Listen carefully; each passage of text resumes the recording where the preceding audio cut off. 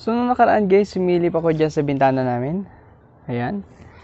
At nakita ko yung plant shelf natin ay ganito ang itsura. So, tanghaling tapat yan guys ha. Ibig sabihin, yung dating full sun ng mga halaman, ngayon, part sun na lang sila.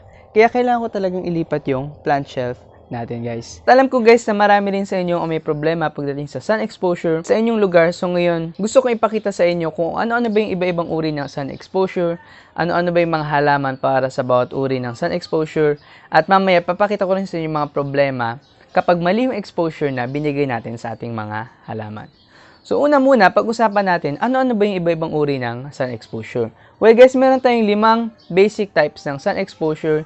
Yun yung full sun, partial sun o yung titawag din nila na partial shade, meron din yung bright shade at meron din yung deep shade, at ganoon din meron din yung filtered sun o dappled sun. So ano na ba yung pinagkaiba niyan? Ang una, ang full sun, yan yung area sa inyong bahay na merong 6 hanggang 8 hours ng direct sun. Ibig sabihin, direktang natatamaan yung inyong mga halaman ng 6 hours pataas. So yun yung matatawag natin na full sun.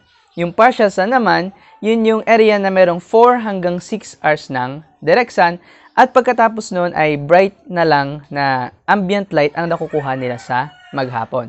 So yun yung tinatawag natin na partial sun. Ang bright shaded area naman guys, ito yung lugar kung saan merong siguro 2 hanggang 4 hours ng direct sun. Tapos maghapon, ambient light na lang yung nare-receive nila. Pero yung area na may konting direct sun, pwede rin natin matawag na bright shaded area. Ngayon, ang deep shade naman guys, ito yung area na walang direct sun na nare-receive. Puro ambient light lang siguro yung nakukuha nila or madilim talaga yung area na yun. Yun yung matatawag natin na deep shade. At ang pinakahuli naman, ito yung ating filtered sun. Ito yung area na merong siguro shade net sa taas. So, filtered yung araw na nare-receive ng mga halaman sa ilalim. Ganon din yung area sa ilalim ng mga dahon ng puno, kung saan yung araw ay lumulusot lang sa mga dahon. Yun yung dappled sun na tinatawag natin. Hindi na yun matatawag na full sun kasi filtered nga o dappled lang yung sun na nare-receive ng mga halaman doon. Ngayon guys, may halaman para sa bawat uri ng sun exposure na binanggit ko sa inyo. So hindi nyo kailangan mag-alala kung titigilan nyo na ba yung pag-aalaga ng succulents dahil konti lang yung araw sa inyong lugar. Mamaya ipapakita ko sa inyo kung ano-ano ba yung iba-ibang uri ng halaman para sa iba-ibang uri ng sun exposure.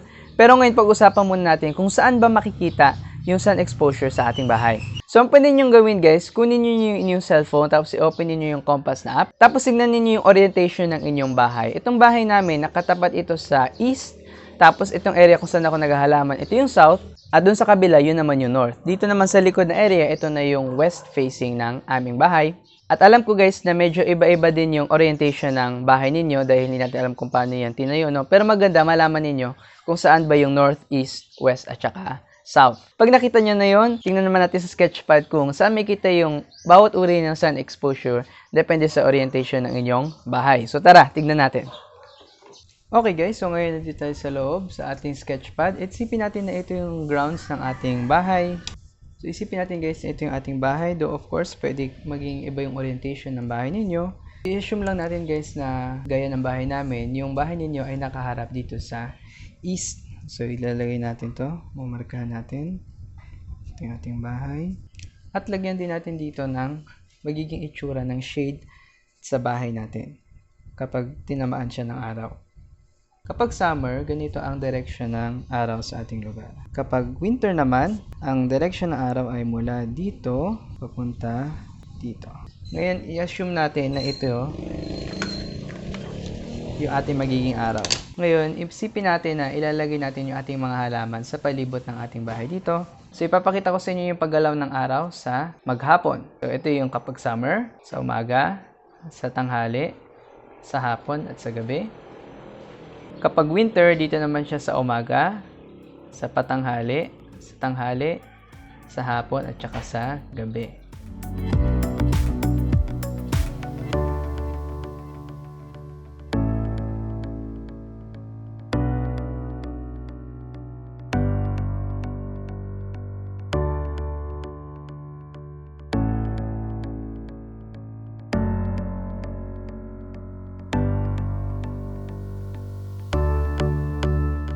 Sa summer at saka sa winter, napaka-shaded ng area na ito, yung north facing. At yung pinakamaliwanag na area ay yung south facing. Yung east facing naman natin, partial sun lang siya. 4 to 6 hours na makuha na direct sun ng mga halaman na nandyan. At dito naman sa west facing, ito naman yung partial sun sa hapon. So madalas yung tanghali hanggang sa hapon, yun yung time na makaka-receive ng araw yung mga halaman dito sa west. So medyo mas mainit yung araw na makuha ng mga halaman na nasa west facing.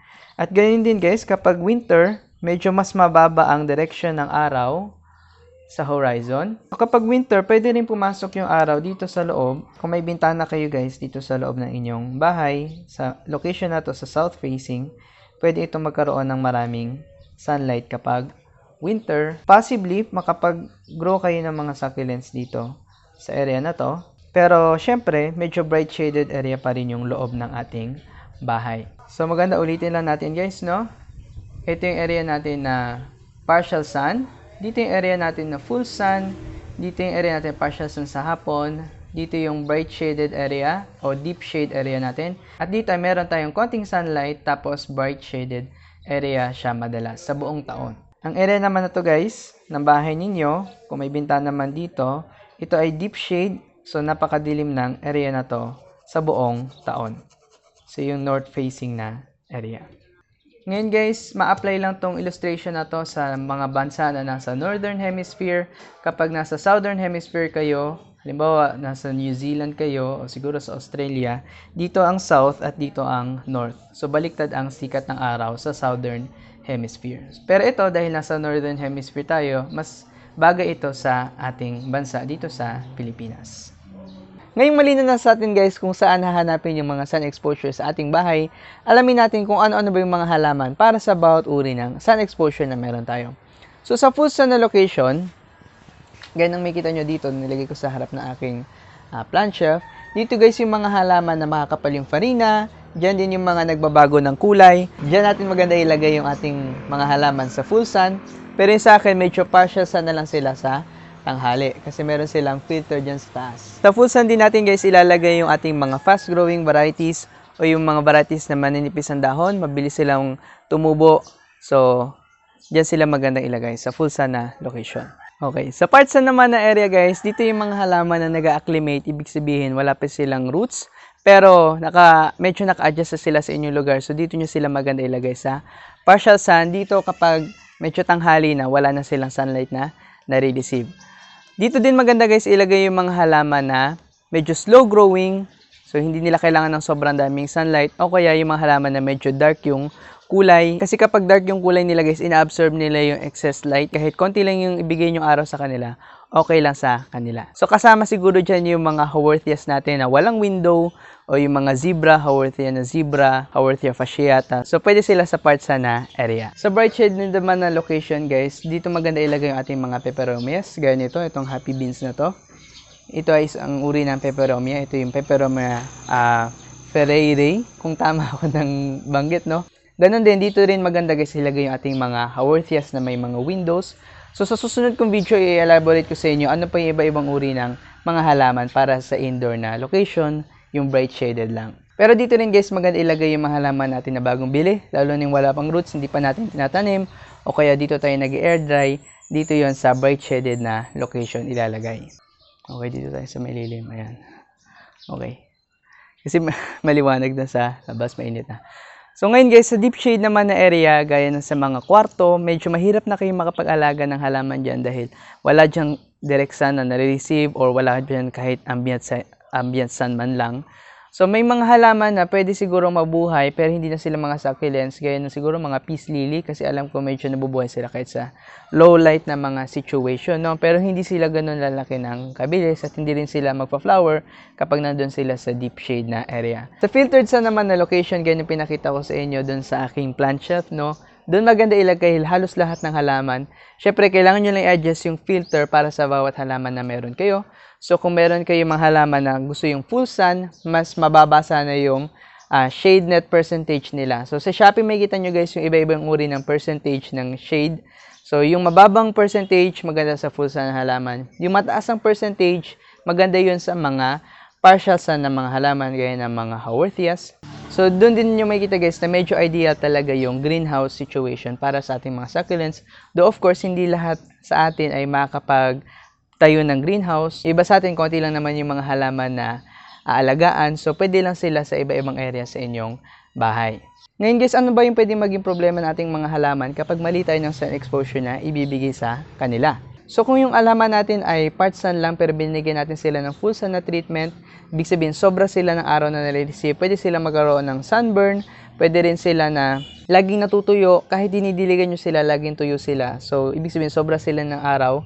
Ganun din pwede rin sila maging dormant or magbago sila ng sobra ng kulay at saka magsasara yung kanilang rosette. So, common yan sa mga echeverias at sa mga aeoniums pag nasobrahan ng sunlight. Medyo mahirap din guys kapag naging dormant yung ating halaman dahil kapag diniligan nyo sila, hindi nila inumin yung tubig na yun. So, ang gagawin niyo kapag dormant yung inyong halaman, bawasan nyo yung sunlight na nare-receive nila. Diniscuss ko ng higit yan guys dun sa 5 signs ng unhealthy succulents na video natin dyan sa playlist dyan sa channel, sa Basics for Beginners. Doon nyo makikita yung mga problem guys na hindi halata, na unhealthy na pala yung inyong mga succulents. Kapag kulang naman sila sa araw, ibig sabihin full sun sana sila, pero nilagay nyo sila sa partial sun, pwedeng mawala yung kanilang mga kulay, pwede rin na mag-stretch yung kanilang stem, humaba, at ganoon din guys, pwede mag-stretch din yung kanilang mga leaves.